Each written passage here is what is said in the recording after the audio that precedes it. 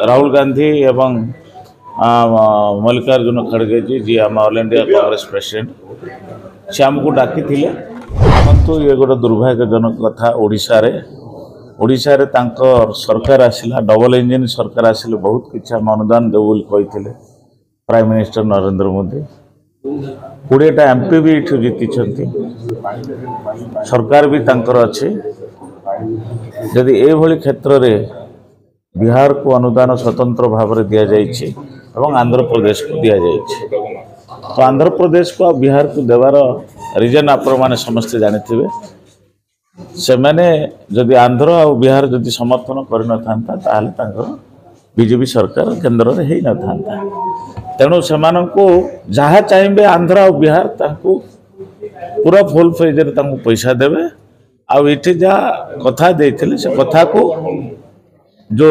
से माने रखी ना ओडिशावासी निश्चित भाव में आगामी दिन में जवाब देवे।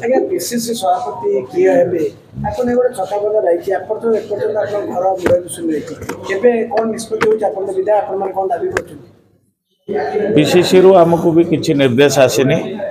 गत थर जो राहुल गांधी एवं मल्लिकार्जुन खड़गे जी आम ऑल इंडिया कांग्रेस प्रेसिडेंट से आमको डाकी सबु विधायक और वरिष्ठ नेता मानू लेकर आलोचना करते